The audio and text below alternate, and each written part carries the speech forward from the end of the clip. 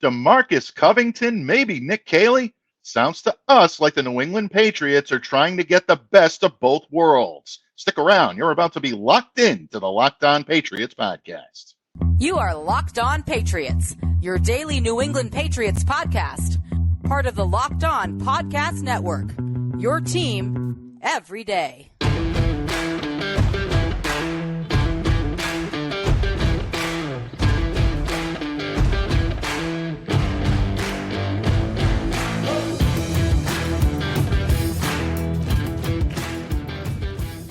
Hello to all of you Foxborough faithful. Thank you once again for kicking off your week in style right here on the Locked On Patriots podcast, a proud part of the Locked On Podcast Network, your team every day. Remember, Locked On Patriots, folks, is free and available on all platforms, so smash that subscribe button on YouTube, and don't forget to download and or follow wherever you get your podcasts to ensure that you get the latest episode as soon as it's available. I'm your host, Mike Debate. I cover your New England Patriots for Patriots Country of Fan Nation, so reach out to me and let me know what's on your mind on X at MDABATENFL. And while you're out there showing some love to Locked On Patriots social media style, please follow us there as well at LO_Patriots. And of course, folks, today's episode brought to you by Prize Picks, the easiest and most exciting way to play daily fantasy sports. Go to prizepicks.com/LockedOnNFL and use the code, all lowercase, LockedOnNFL for a first deposit match up to $100.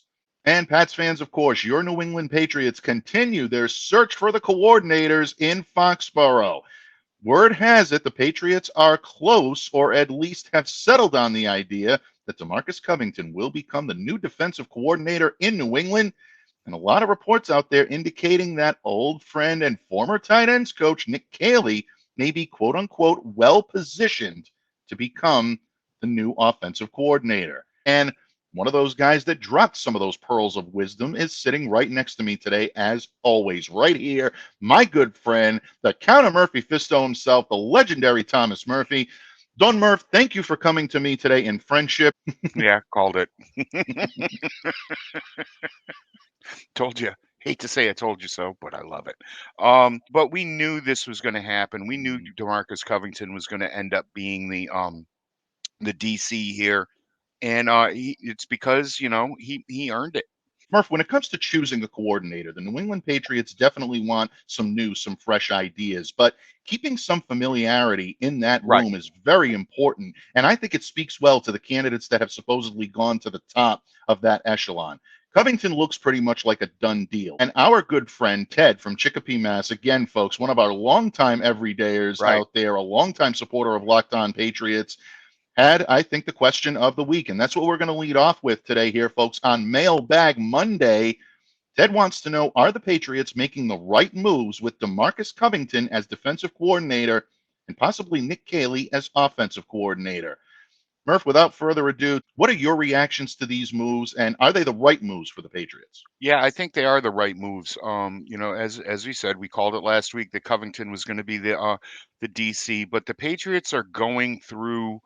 I don't want to call it the motions. They're taking the right steps in making these decisions. They're actually going out and interviewing multiple candidates and seeing what they can get out of them, and making this a true search on both sides of the ball for that next guy. They're not just naming somebody. They knew Covington was going to be the DC. They did. They've known it. Mayo's known it for quite some time, but to go through this process is something that I think is very important, not just for league rules, but to just see who's out there and what they're thinking, what they wanted to do with this defense or with this offense going into 2024.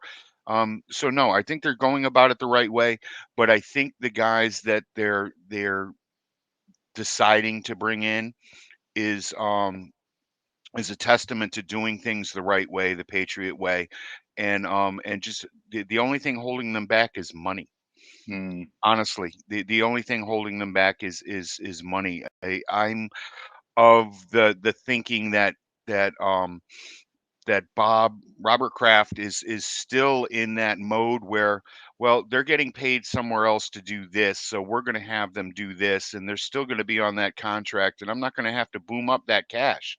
I mean, Mm, like it or not, we've talked about it at nauseum that the Patriots have been 30th for almost a decade now in cash spending. Okay, they don't spend that kind of money. That translates to the coaching staff as well. mm, This has not been the best paid coaching staff on the planet. They've relied on coaches working off of other contracts uh, at a much higher pay scale, than when they bring them back in here. So most of their contracts are still being paid by other teams. Robert Kraft loves that. mm. Do you blame them? They've been some fine coaches brought in, a couple of not so fine coaches brought in and put in a position where they shouldn't be coaching, but he was saving a buck. All right. Right now, you've got to pay Mm. that money to get those guys here for putting in that kind of work. And, we don't know what the pay structure is going to look like for DeMarcus Covington just yet. I will say that if you're looking for a robust resume, folks, you've got it. This is not Yep. just an internal hire that was a comfortable fit here. No. This guy can do it, and he can do it at a high level. Started out as the outside linebackers coach here in Yep. 2019, quickly was moved to the defensive line. And look at that D line Look at since it. Oh my 2020, since God. he's taken over, especially when there was so much uncertainty and poor play on the offensive side of the ball, on Yeah. special teams. Defense was going to be required to step it up and to be that alpha in the room. And they were number 7 overall in defense in the NFL. And the stat I love to keep coming back to, 3.3 yards per rush, the lowest Ooh. in the NFL this year. That is the lowest a Patriots defensive line has allowed since the 1970 merger, Murph. That's how Damn. long it's been. And here in New England, the Pats have had some pretty formidable defenses. Right. For you to be able to make that claim, and folks, I understand it's a total team effort. The linebackers had a lot to do with that. I'm not Yep. downplaying it, but it starts up front, and that D line was ready, and DeMarcus Covington had them ready. So great move with this. I don't think there's any question that the Patriots are making the right move here. That's it. Before we take our leave of this subject and before we take our leave of Ted's question, Murph, he does mention Nick Caley here. Now, Yep. you and I mentioned Caley last week, and I actually dropped a couple of tidbits that I actually ended up writing about over the weekend, Mm. and how Caley kind of represents what I like to call the best of both worlds in New England.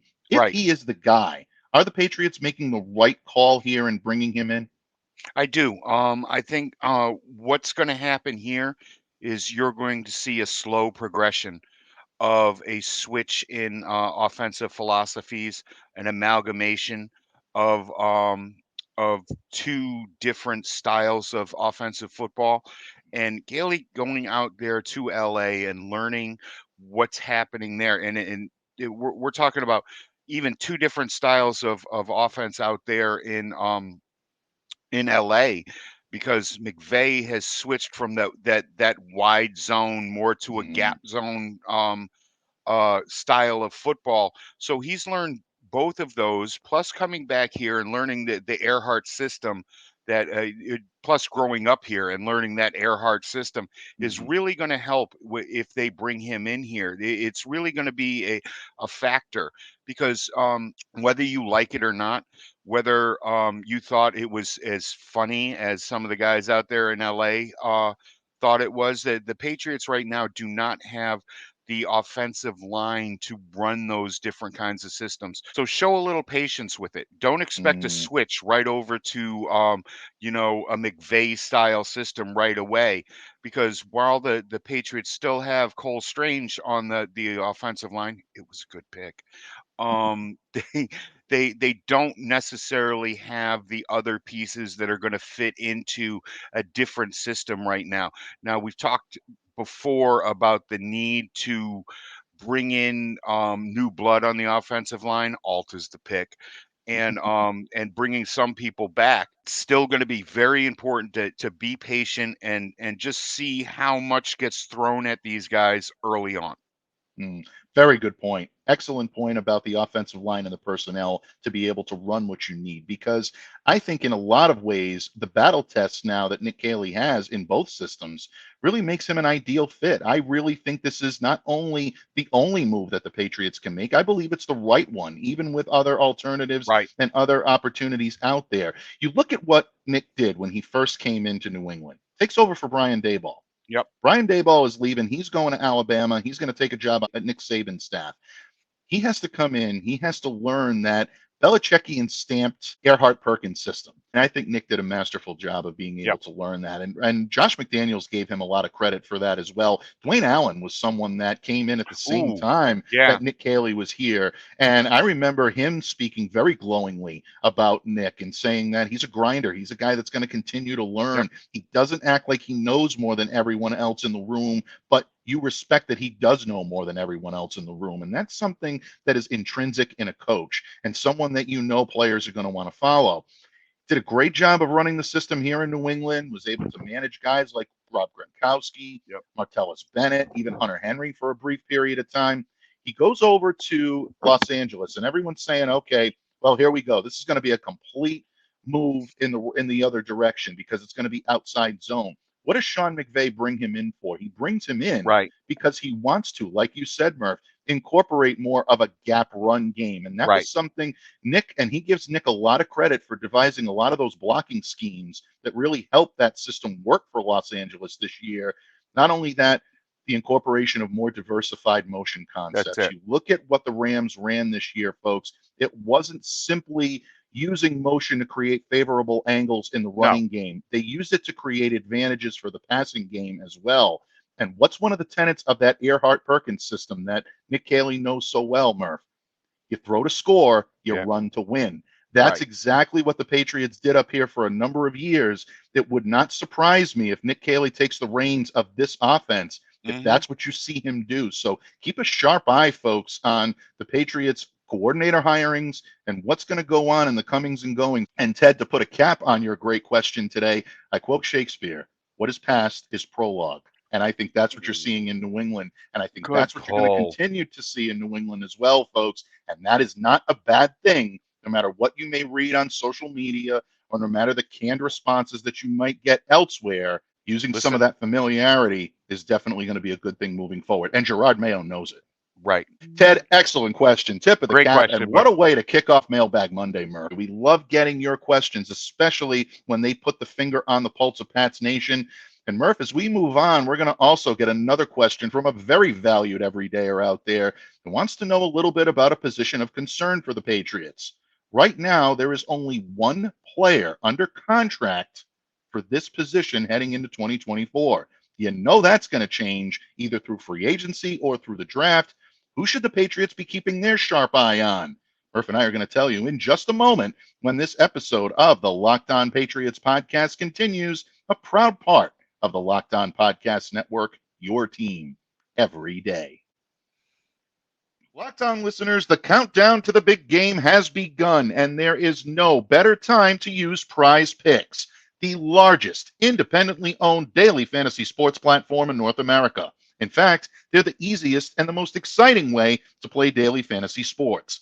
It's just you against the numbers. Instead of battling all the thousands of other players, including all those pros and sharks out there, you pick more than or less than on a 2 to 6 player stat projection and watch the winnings roll in. Prize Picks is the most fun I've had, winning up to 25 times my money this football season. You just select 2 or more players, pick more or less on their projected stats, and place your entry. And here's the best part, folks. You're going to love this. With the Prize Picks reboot policy, your entries stay in play even if one of your players gets injured. And that's for football and basketball games. If you have a player who exits the game in the first half and doesn't return in the second, that player is rebooted. And Prize Picks is the only daily fantasy sports platform with injury insurance. So don't delay, do it today. Go to prizepicks.com/LockedOnNFL and use the code LockedOnNFL for a first deposit match up to $100. That's a first deposit match up to $100 by going to prizepicks.com/LockedOnNFL and use the code LockedOnNFL. Prize Picks, daily fantasy sports made easy. Pats fans, thank you once again for joining us here today on Locked On Patriots. It is Mailbag Monday. It is hashtag Locked On Murph Monday. Folks, we are already having a blast absorbing some of the wisdom and counsel that all of you everydayers drop here on Locked On Patriots each and every day, but especially on Mailbag Monday. You really get to showcase your knowledge and flex your muscle a little bit, and we love that here. Murph, in the previous segment, we talked about the Patriots coordinators and how they may shape the offense and the defense in a new mold, but still maintaining a lot of that vintage savvy that has made them successful for the past 24 years. That definitely has to translate to personnel, because once the coaching staff is set, this team is going to quickly pivot to potential free agent targets as well as draft targets. And one of the big positions that I know is a concern of a lot of people out there, especially our beloved Countess, who we miss here very much on these airwaves. Got to get our Countess of Class back here in the studio pretty soon, Claire Cooper. Tight endage, folks. To quote, a term that Claire really coined. Yep. Right now, the Patriots only have one tight end under contract. Right. That's LaMichael Petway. You know they're not going to go into 2024 with only one tight end under contract. So obviously the Patriots are either going to have to pull upon internal free agents, external free agents, or draft targets. Murph, we've talked several times about how we believe that Hunter Henry should be back here. I know you've been very vocal about wanting to see Farrell Brown come back. I do. Mike Gesicki, I think he gave you everything he had in the system for 1 year. Probably you're looking at maybe moving on from Mike, but who knows? I mean, I still think Mike is a solid option compared to what's out there free agent-wise, but one of our everydayers wants to know where the Patriots are going to go. So it's time for us to put on our prognostication caps, which we have today, folks, and we're going to do so. And we do so at the request of one of our very favorites here. Leslie at Cape Cod Girly would like to know, is there a tight end in free agency or the draft that you feel the Pats should go after? Murph, let's start with free agency. Right. Internal, external, which way would you go? Is there someone outside the organization that's catching your eye right now? Have at it, my friend. What would you do with tight endage? I would stay internal. If it came down to it, I would definitely use the franchise tag on Hunter Henry. That's only if it came down to it and you didn't want to smartly use it on Mike Onwenu. But I think Henry, even though it hasn't been very successful, likes it here. I'm on record that I want to see the Patriots keep walking like an Egyptian and bring back Farrell Brown. But I mean, Dalton Schultz is out there. Gerald Everett would be an interesting pickup at the age of 29 and a half. Had a nice year this year. Yeah, he did. And here's a name for you that I'm going to throw out there. Irv Smith Jr., son of my good friend Irv Smith Sr. Would look really good in a Patriots uniform and in whatever scheme the Patriots might want to bring back or evolve into here. I think Smith is somebody that would definitely fit the bill here and is not a huge name, at least not as big as Dad. Irv Smith is someone that we talked about several times here on these airwaves when he was coming out in the draft. And I think that would be an interesting pickup for the Pats as well. You can probably get him on a reduced contract, something that you won't necessarily have to break the bank for. And he, I think, could give you maximum return on investment. That's one to watch, folks. But I agree with you. If I'm the general manager of the New England Patriots, I'm doing what I can do, what's mostly reasonable to do, to bring back Hunter Henry, because of the fact that this guy is well versed in being able to succeed in any type of offense that you want to run here in New England. He's not a phenomenal blocker, folks. I'm not going to sit here and pretend that he is, but he is better than some of the pundits will give him credit for. I think he can adapt, and his ability to play the Y, to me, is the best right now that's out there on the open market. So my wish list is Henry and Farrow, and bring those guys back. We switch gears to the draft, Murph, because Leslie did ask about the draft as well. Leslie's And there great. are players that will catch your sharp eye. Obviously, Brock Bowers is not happening. The Patriots are not using a first-round pick on a tight end. That's a luxury. That's an absolute luxury to be able to. This is a top 10 pick, and it's somebody that if you're Cincinnati, even though Cincinnati has, that's the pick that they take. there. Yeah. If you're in that mold, if you're somebody who's picking much higher than you probably should have been because of injury or intrigue or whatever, for whatever reason, Mhm. he is a he is a final piece Yeah. to put you over the top. It's like in the 70s or 80s, and you end up having uh the Vikings picks, Mm. and you're Dallas with the Viking. Yeah, let's go ahead. We'll take another running back here or a tight end here. But no, that's not happening this year in New England. I agree with you. And look, there's a lot of reasons why. You want to talk about Bauer's performance and his prowess, folks. You can talk about it as a pass catcher all day long. A very good mismatch receiver. I mean, this guy can take what an opponent does and he can throw it back in your face and use it to his own advantage. That's very rare in a receiver, very rare in a tight end. Yep. Excellent route running, very good route runner, good quickness. He gives you the yak, he gives you the run after the catch, the yards after the catch that you love. One thing that worries me about Bowers in terms of being a franchise tight end, folks, 6'4", a lot of people will say undersized. I don't think Right. I undersized, don't. but Yeah. I do think that that may lead to difficulty as an inline blocker for him. So that's something to watch when it comes to Brock Bowers this season. Keep an eye on him and how he's able to adapt. That's the reason why I don't think it's worth it for the Patriots to invest the Right. first, or maybe through trades or any. There are a lot of different ways that you can work getting the player that you want. I don't think the Patriots are going to go that route because you No. already have a player very similar in stature with the type of pro level experience you need in Hunter Henry. So I think that'd be a little bit more redundant. Murph, when you look at the top to bottom list on this tight end class, anybody else other than Bowers stand out for you that could be a good fit here in New England? Jatavion Sanders out Hmm. of Texas. I want Yeah. him. I do.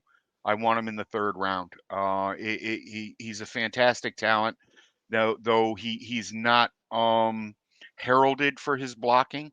I think he can play in line and spread out, and slot it out. He's the man. He's the Hmm. guy that the Patriots should covet there in the third round, which might be a little early for him, but I don't mind rolling those dice on a talent that could be game changing. Now, when I say game changing, I don't mean Russ Francis here, people. Okay, I don't mean Rob Gronkowski, but he's a guy that you could depend on here for the next 5 to 7 years, and be worthy of a second contract. One Hmm. guy that has caught my eye a little, but I think has more potential than he's shown on his college film, and someone I'm going to be watching very closely at the Senior Bowl coming up this week, is Jerod Wiley, a tight end out of TCU, 6'7", 260, very well sized. Had a pretty good season for the Horned Frogs this year, Yep. 47 receptions, 520 yards, 8 touchdowns. I think a big player, someone that could be groomed into being that Y level tight end, heir apparent to a guy like Hunter Henry. I really want to look forward to Yep. see what he's going to do at the Senior Bowl this week. Someone who I think can really show and increase his draft capital with a big showing this week. He also could be someone that could be laying in the weeds that the Patriots could take a late round flyer on. So that's a guy I'm watching. But bottom line, folks, there may be tight ends that you have your eye on. Drop a comment in the Yeah. section below. We'd love to hear who you're watching as a Patriots potential pick in this upcoming NFL draft. Folks, there are so many options for the Pats right now and so many positions of need. But ultimately, Leslie, to answer your question, I think the Patriots are better off going homegrown when it comes to Right. tight endage talent and maybe seeing if you can pick up a diamond in the rough in the draft. I Well, don't think it's your priority, though, in the draft. There's a lot more to choose from. yeah, there is. There is. They have to make different moves in the first and second rounds, but I think, as I said, Sanders would be great in the third Mhm. round. Cade Stover is somebody else to keep an eye on as the Senior Bowl season hits. Ben Sinnott and oh God, what's Dalian Holker? Mhm. Yes. He's another he's a Colorado State kid. I haven't watched a lot of film on him, but what I've seen so far, I've liked. And of course, Leslie, thank you so much for that Yes, great question on tight brilliant endage. question, Leslie. And you know what, Murph? It actually lends us quite nicely into our next question because if The Patriots are not going to invest outside the organization to find tight endage, or at least according to our estimation, they won't. Will they go outside the organization for a new pass catching back to support Ramondre Stevenson? Ezekiel Elliott did a pretty good job of that this year with 51 catches, but will Zeke seek elsewhere in 2024? If that happens, the Patriots do have a void there that they need to fill. How are they going to fill it? Murph and I are going to discuss that and more when this episode of the Locked On Patriots podcast wraps up right here on the Locked On Podcast Network, your team every day. This next segment of Locked On Patriots is brought to us by our sponsor, BetterHelp. And Locked On listeners, sometimes we all need the opportunity to get something off our chest. Whether it be big or small, certain things can really start to get to you. And it's important to let that out, especially to someone who's unbiased on your life. Today, I want to say how I really feel about something, and that is the emotional roller coaster of anxiety, excitement, and bittersweet feelings when it comes to the New England Patriots and Bill Belichick parting ways after 24 amazing years. Jerod Mayo is already bringing a lot of excitement and anticipation to the Patriots. And I don't want to speak for all of you out there, but for me personally, it is definitely bittersweet. I'm going to miss Bill Belichick, but like all of you out there, I'm anxious and I'm excited to see what Jerod Mayo can bring to the table. And what's important to remember here, folks, is that sometimes life can imitate art, or in this case, sports. Sometimes we have so many feelings on a particular subject that from one moment to the next, we're not quite sure how to act or feel. Therapy can be different for everyone. And let's face it, most of us have bigger problems than our favorite sports team. It's important to get things off your chest every once in a while. If you're thinking of starting therapy, give BetterHelp a try. It's entirely online, designed to be flexible and suited to your schedule. Visit betterhelp.com/lockedon to get 10% off your first month.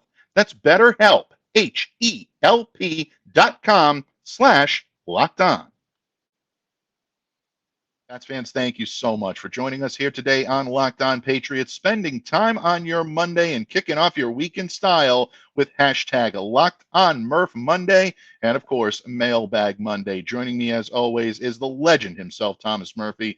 And Murph, in the previous segments, we've talked coaching, we've talked tight endage, but I think this question now that comes up from another one of our valued everydayers is a question that not a lot of Patriots fans are asking, but I think they should be because it's such an important part of crafting a solid NFL offense, whether it's modern, whether it's vintage.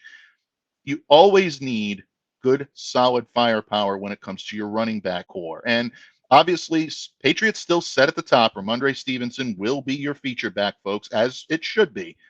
But the Patriots always like to employ that backfield receiver that can change the complexity of an offense. Last season, Ezekiel Elliott, I think, did a pretty decent job of that. As we said in the previous segment, 51 receptions. He led the team in receptions in 2023. Now, I understand the Patriots had their issues when it came to getting guys the ball and getting protection. So Pat's offense wasn't exactly a juggernaut, but that does speak very highly of Ezekiel Elliott. If Elliott chooses to return, the Patriots may already have their guy on staff. But if not, the Patriots are probably going to need to go outside the organization because I think Kevin Harris still needs a year to still be considered that top third down option, and maybe even a little bit more seasoning as a pass catcher. So Pats would be smart to either bring in a veteran or maybe bring in some help via the draft. And that's what our good friend Tucker wants to know. Brady Boy 12 at Tucker Ross Khan asks, do you think Bucky Irving would be a good fit on the Pats for a pass catching back? Or what pass-catching running back do you like for us in the draft or free agency? Murph, question is yours, my friend. Yeah, I love Bucky Irving as a pass catching back. I think he would be a fantastic addition here in New England. He the kid has it all. He really does. He's probably, in the top 5 backs in this draft. Again, if the Patriots are smart and they end up using a pick in this if they end up trading back and getting additional second round picks or third round picks, and they can move back up into the second round. Yeah, I think he would just be, phenomenal, and the people here in New England would really love it. I'm not saying that he's going to be Mr. White, but he could grow into something. Another guy that I have my eye on, who's a pass catching back in this draft, is Marshawn Lloyd out of USC. Mm, I think Lloyd would be fantastic. You could grab Lloyd in the third round. He's a real sleeper in this year's class, and he has to be hands down the most physical back in this draft class, and he can also catch the ball out of the backfield. yeah, without any question. Very good pull. And any time that you can stand out at USC running the football, folks, you Right, know you're doing something special. And you know that it's a situation where other teams are going to start to take a look at that. I agree with you. Irving is absolutely the gem of the crowd when it comes to pass catching backs. But this kid can run the ball as well. 6.3 yards per carry for right. 1,180 yards and 11 touchdowns, 56 catches for 413 yards and 2 touchdowns. This kid is not just an outlet receiver. That's where he's going to find his niche, I think, in the pro game. But this is a kid that can do it all. And again, the Oregon connection, that's always an opportunity to see what these guys can do in the NFL. So I love Irving. I really think it would be a smart pick for the New England Patriots, but it's going to depend on their needs and it's going to depend on where he goes. I've seen Irving projected as high as an early second rounder. I haven't seen him projected in the first all that much, although I have seen No, some projections that have him possible late day one. I think that might be a little bit of a stretch for this kid, but if you look at him and he's someone that goes early day two, yeah, that could be an issue for the Pats because I think other needs are going to be so poignant and so pertinent for the Patriots to address there. I think it's going to be a little bit difficult. But ultimately, Tucker, I don't think Murph and I would have a problem seeing him in a Patriots uniform. not at all. I'm glad you mentioned diamonds in the rough because I did a little digging on Tucker's question, over the weekend and tried to take a look at some players that may not be getting the press or the social media attention that they deserve. But I'll tell you who jumped out at me as someone that could potentially be a late round steal if the Patriots play their cards correctly, Yep. and that is UNH's Dylan Laube, a name that not a lot of people are talking about right now, folks. But this kid's got good size. He's 6'1, 225, good speed in the open field, average Hmm. 4.5 yards per carry on 715 yards on the ground, 9 touchdowns. But here's where this kid jumps off the page to me. As a receiver, 68 catches, 699 yards, 7 scores. That's Wow. not even his best season. His best season actually came as a junior. He averaged 4.9 yards per carry, 1,205 yards, 15 touchdowns, and he caught 49 passes for that season for 464 yards and 2 scores as well. If he plays his cards right and he rises during the pre draft workouts, during the opportunities that he's going to get to showcase his talent, folks, keep an eye on this kid. Do not Yep. forget that name. I would love to see him stay here in New England and remain in New England. I know a lot of you are going to groan out there and say, yeah, he's doing it at UNH. Let's Right. see him do it against pro level competition. That's what pro days are for. That's what That's this right. pre draft workout cycle is there for. I I want to see wasn't if even this kid thinking can of Michael. Great, translate that. Mm, great work. and I want to see what this kid can do when he's pressed, when he's actually given pro level competition. Can he rise to that level? I tell you, his tape is electric, and I It really is. loved watching this kid. If And he shows up, I'm telling you, the Patriots need to at least keep this kid on their that's radar. it. Exactly. And I wasn't even thinking him, and that's a fantastic point. When people start talking about the level of the competition, they also don't consider the level of teammates that you're Mm, playing with. Okay, let's see what this kid can actually do with pro level teammates, with those that offensive line that's going to open up those holes, with that quarterback that's going to be able to hit him out of the backfield and in stride and anticipate his next move. He's going to throw him open. That's great pick, Michael. I wouldn't mind seeing that at all. I mean, yeah, at definitely. all. That that Thank you. that has Patriots sixth round flyer on it. All day long. Fifth round. Roll of the dice. Let's see what this kid can do.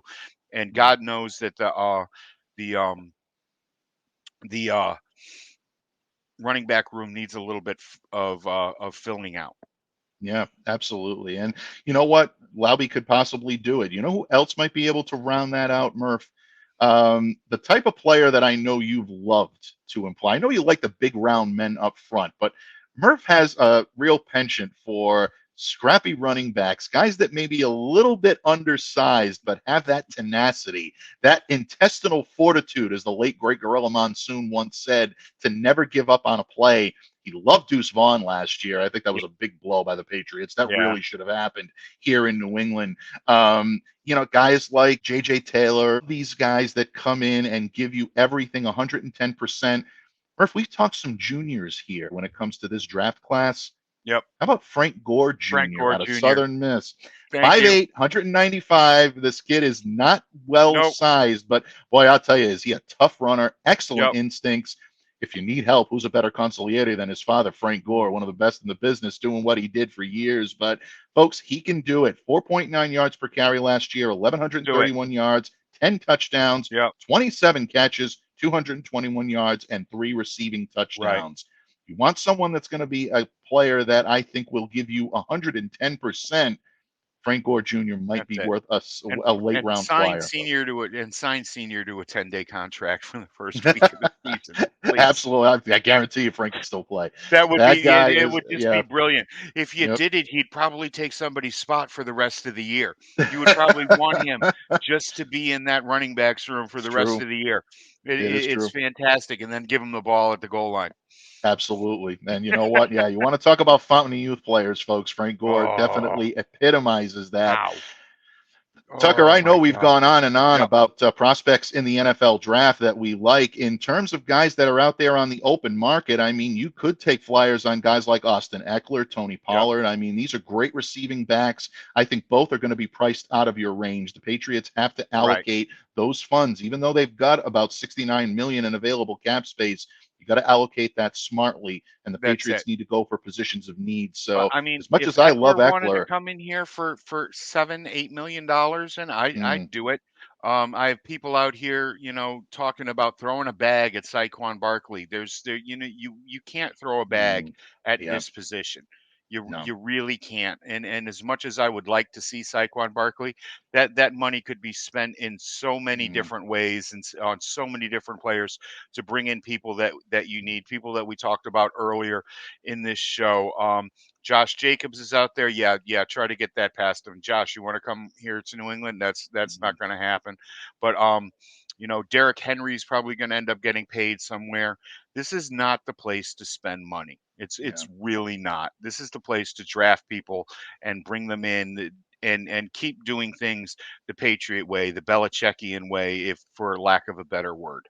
And that's an interesting point on Eckler as well, because Eckler is coming in off of a down season. There's no question about it. We know the high ankle sprain in week 1 definitely hampered his ability to compete for the rest of the year.